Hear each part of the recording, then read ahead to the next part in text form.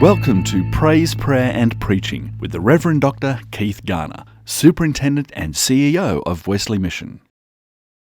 As we come to the closing weeks of the calendar of this year, and this special occasion when we acknowledge the contribution of many of our staff and special milestones in their particular lives, we affirm each other in the presence of God, and we turn our minds to the challenge of the future. I believe we should always talk about the future when we come to any end moment. Therefore, the end moment then is not a concluding moment, but it opens up onto something fresh and sparkling and new.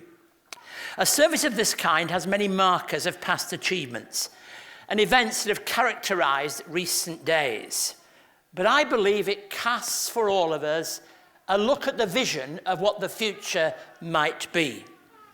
Joshua is one of the great characters of the Bible, a significant one for the people of Israel, but one who has a great deal to say to each one of us in each and every generation. Certainly helpful whenever we start thinking about journey, because nobody knew more about journeys than people like Moses and Joshua. They were men on a mission and on journeys that counted. And when we ask the question, where to from here? And I think that's a question we should always be asking. This is the kind of place that I want to turn to in my Bible for inspiration and for hope. Joshua is that enormous character.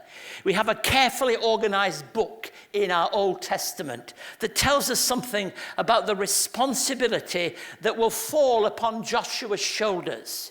He was one of the 12 spies that had been sent in to scope out the new land. And he was involved in bringing the building aspirations of Jericho to a swift end. Joshua had a good deal to say to communities on the move. So I want to say, Joshua, what have you got to say to Wesley Mission at this point in time, and to each one of us as we consider and reconsider where it is that we are? Our text are the words of verse 9 in that first chapter that was read to us. Be strong and courageous. Do not be afraid. Do not be discouraged, for the Lord your God will be with you wherever you go. People are shaped by the kind of leadership experience that Joshua had.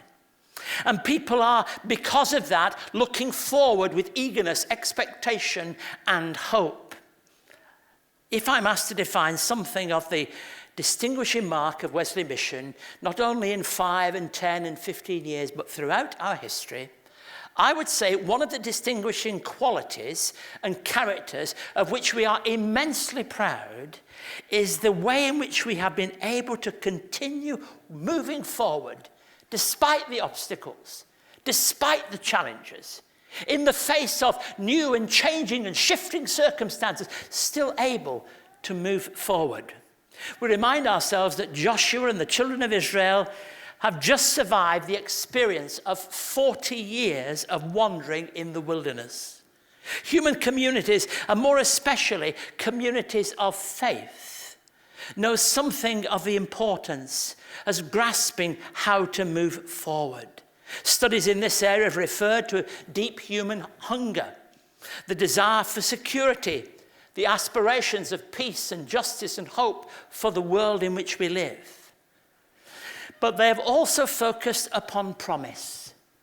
For our future is a call that is bound up in the promise of God, in the promise of opportunity, in the promise of a message that can bring and make and change people's lives, and indeed community life. Our sense of hope serves as a compass point for all our journey. Our promise can be blurred, but it's the greatest gift that God has given to us. Never forget that. The greatest gift are not our programs, nor at any point in time the very valuable services we deliver, but the promise that wherever we go, God will be with us. I remember this passage here and reading this passage, wherever you put your feet, and an old man saying, Lord, give us big feet. There is a sense in which the vision is something that takes us forward. And that's really the most precious thing that we have. And I believe it distinguishes us.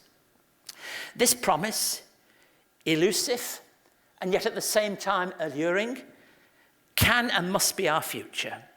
As we cast our vision into the future, we know that we build upon the firm foundation and the shoulders of those that have gone before us, looking into the future and across the frontiers that are certainly there. We are facing the challenges of the 21st century as never before.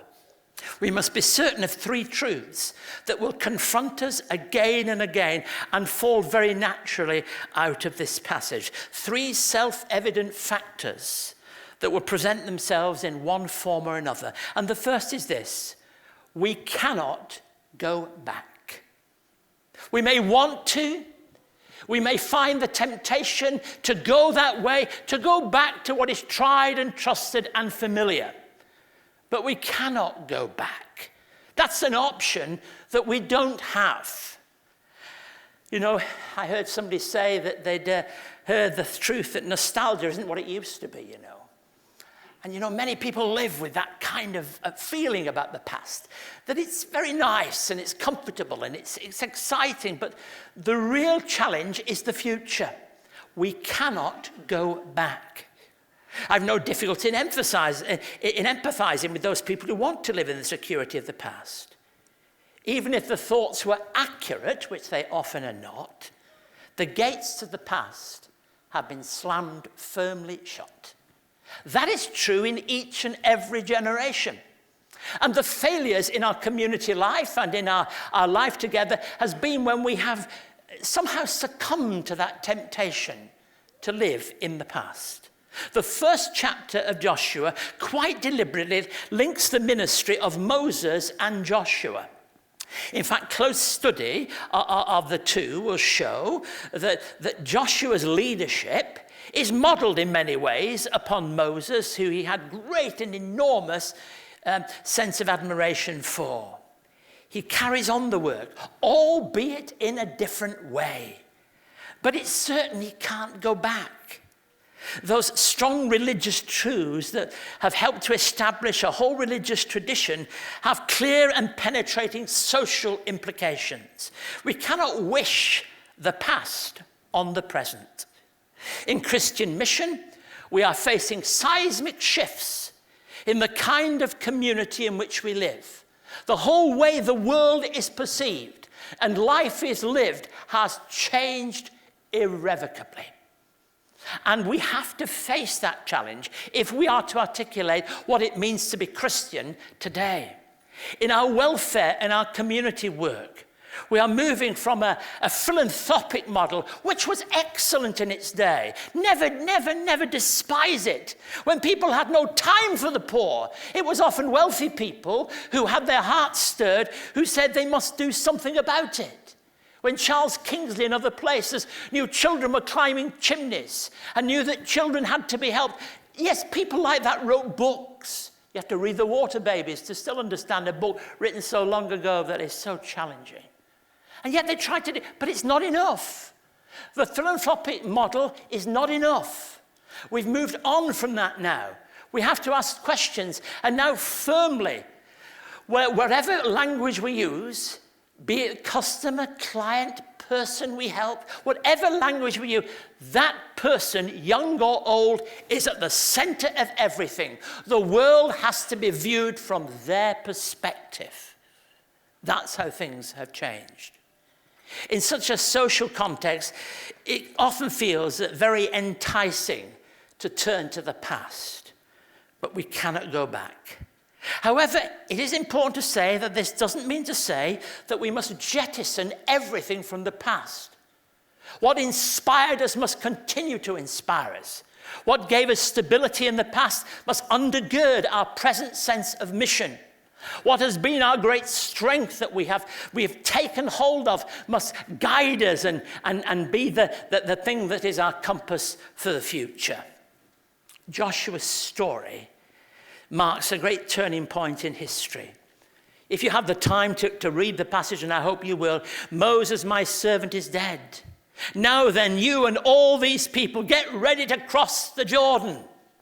There's a real sense of urgency about those words. The old era passed with the death of Moses, but now a new era. And remember, this is the man of Moses' choice.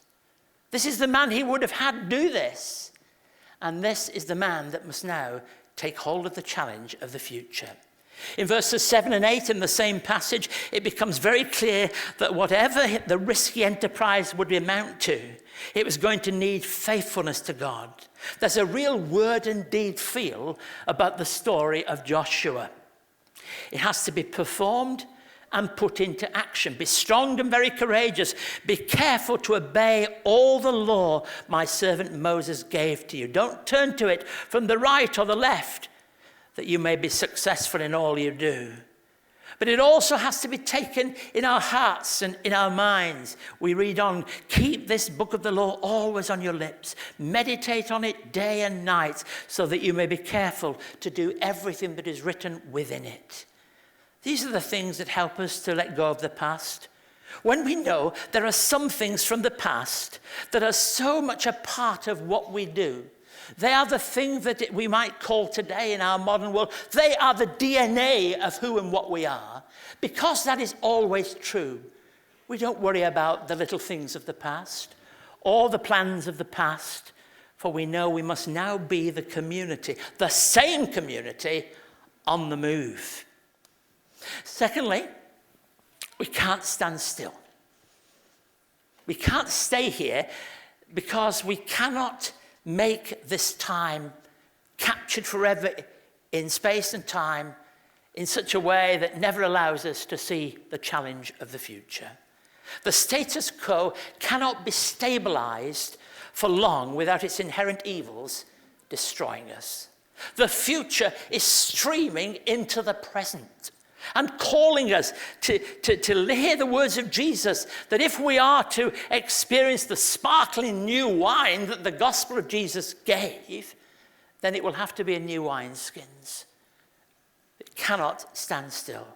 Of course, we want to celebrate boldly the achievements of our people, and we shall do that in just a few moments. That is a fantastic thing to be able to do. I just completed a series of 4 addresses in which I've been asking the question, there's got to be more to life than this.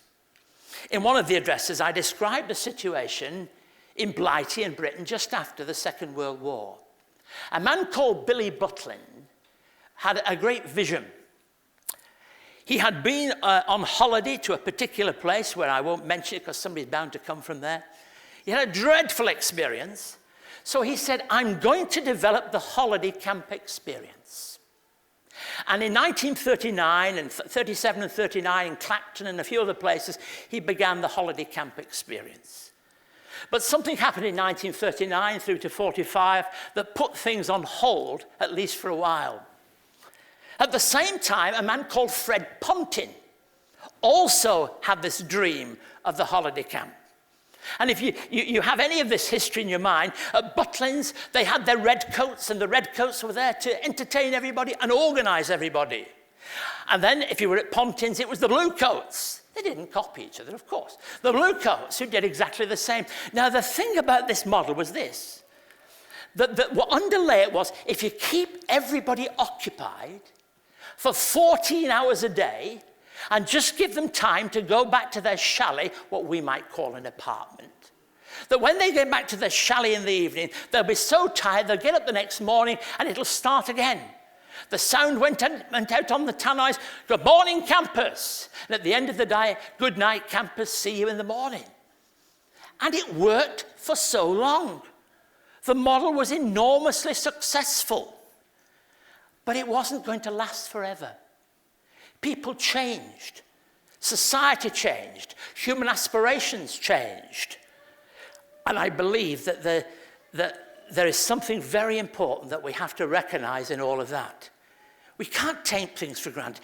I remember as a boy going to watch Charlie Griffiths and Wes Hall bowling for the West Indies. Terrifying. West Indies ruled the day. So it was that the next generation, Garfield Sobers or Sir Garfield Sobers, Charles Hubert Lloyd. And then you've got Clive Hubert Lloyd, and then you've got these great characters that made up Viv Richards that went on. But where are the West Indies now? Society changed. People moved from the Caribbean to other parts of the world and started playing their cricket or whatever sport they chose to play. You can't stick with it. I was brought up not far from Manchester United. They were winning everything. They and Liverpool just tossed and turned who was going to win the cups and the leagues. Look at the state of play today. It's very different. In every case, there are reasons why these things happen. And we at Wesley Mission must not, cannot take for granted, just because we have done something and done it well, that somehow we have the divine right to do it forever. We have to catch the vision of what can work in our day. You can never change the past. We must free ourselves and be willing to take up the challenge of the future. We can find ourselves standing still because we know perfectly well that the future involves endless changes that we must make, and we don't like it. Alan Redpath, in his book on Joshua, wrote this: he knew that every inch of advance would be contested by the enemy, but a man assured of the call of God is invincible. Certainly, he's very conscious of his deficiency. He's aware of all the walled cities in the land and the river that has to be crossed. He knows something of the ridicule and the criticism which are forever the portion of those who would dare to stand for God. But he moves forward. Joshua was facing a crisis.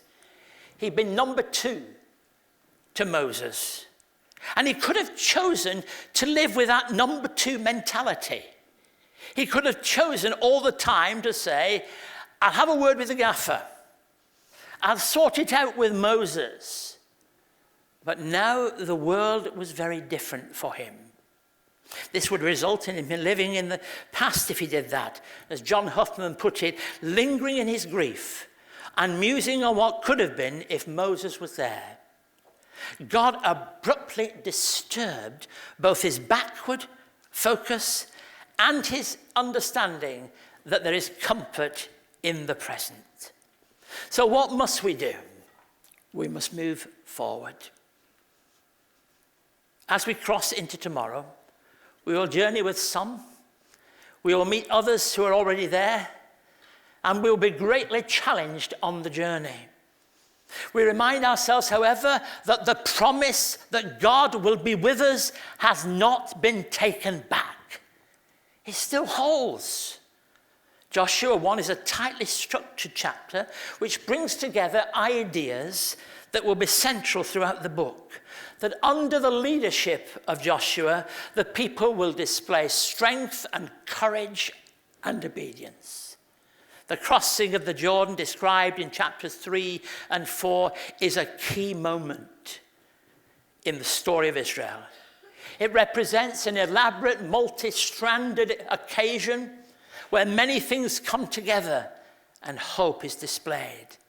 The future, you see, is not only a land that we enter, but a place, a vision, a work that we do.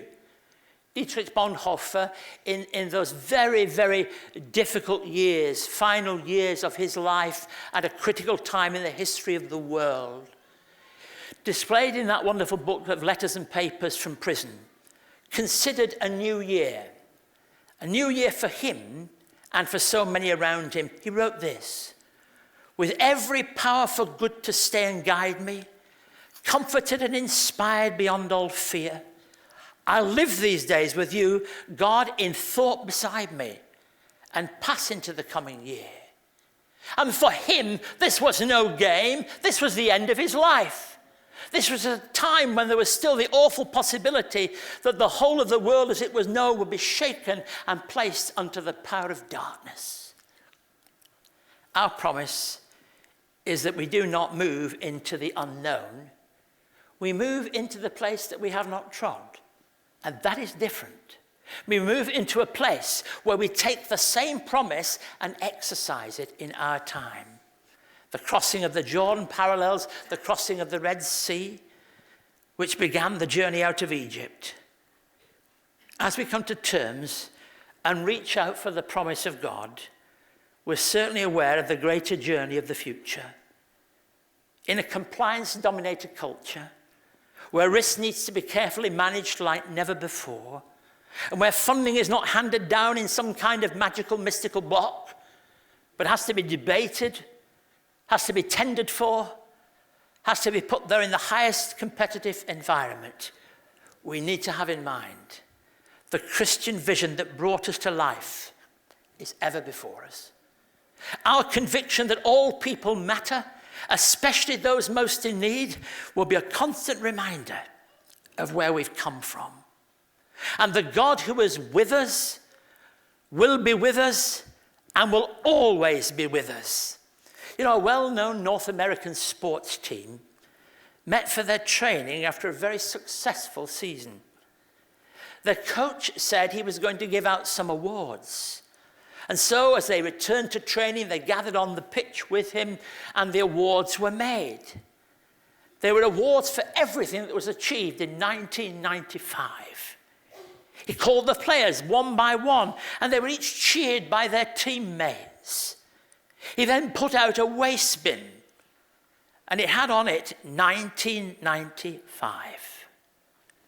And then he invited everybody to put the awards, and he'd just given them into the bin. At this point, they were shocked, probably treasuring already the awards that they'd just received. And he said, what you did in 1995 was terrific. But this is 1996. Sometimes Carol and I go to the cinema. I had a terrible day last Thursday.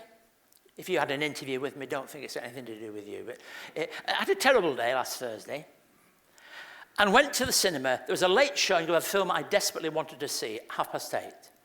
So we went to see it. Now I want to tell you a little history. In 1966, Britain had a number of things that were happening. First of all, they won the Soccer World Cup. They beat West Germany, as they were, 4-2. I think it was the biggest thing that had happened for so long. It was a time when all the Beatles were moving out of their rah-rah-rah moments into something deeper. Rubber Soul, the next year, would be Magical Mystery Tour. You begin to think these guys are not just playing guitars. They're actually challenging and making us think about deeper things in life. Carnaby Street, the fashion world, was changing us all so that we were all wearing clothes like the clothes we wear today, but then it was crazy. That was the world. But equally at the same time, poverty was present in so many cities.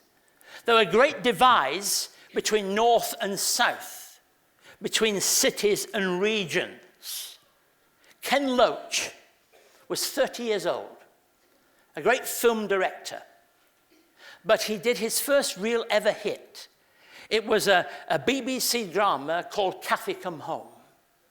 And it told the story of a woman who had a child and a family and was homeless. And the tragedy of it was that her baby was taken from her by social services. And that went out one night in the days when television was what people actually watched. 28 million people, out of a population of only about 48, I think, at the time, watched that program.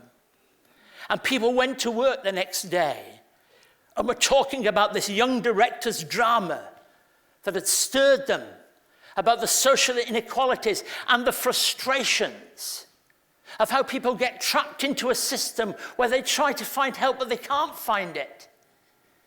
Ken Loach had retired from film directing, and after the Brexit nonsense and all that went before it for almost 2 years, he decided at the age of 80 to direct a film. And if you haven't seen it, it's still on at Roseville now. I, Daniel Blake. The story of a man who has disability, He cannot work. But equally, he's caught up in this dilemma. He cannot work, but neither can he claim this benefit, and neither can he claim that benefit. And the tragedy of this story is that eventually his life comes to an end. But there's a lot of things in that story that really remind me of things we should know. First of all, that the poor are often more compassionate than we are. How he opened his home to a young woman with 2 children from London who went to Newcastle upon Tyne, and how he was prepared to share the little he had. But the shocking thing to me is here, 50 years on, with all the things we've developed, from DNA to computerized technology to a grasp of a globalized community, people still found themselves not in the gutter, but as near to it as you could get, and disregarded. And let's not feel comfortable, because Keith Garner, Aussie, knows it's the same story here. There are still endless people who are locked in situations that are just impossible to see a way through. Now, why am I concerned about that mission field? Well, I could be concerned about it because social sciences could inform me about all kinds of reasons why these things happen. I could be concerned about it because of political and philosophical visions. But I'll tell you why I'm concerned about it. I'm concerned about it because of the man of Galilee. The man of Galilee who said that not a bird falls from the sky and he sees it. The man of Galilee that told people, if somebody asks for this, give them your shirt as well. That if you're asked to travel this way, go the extra mile. Now, we will never be ashamed of the fact that that is what passionately makes us the community that we are. And the Daniel Blakes of this world, in a history, in a place at one point in time, will always be the most important people. The people that we know can never leave our minds and our vision. May God grant to us the truth. The final words of John Wesley were the best of all, is God is with us. About to die, about to leave this world. And he says the best is yet to be. And you know, at Wesley Mission, I dare to say, we can celebrate at the end of this year that the best is yet to be.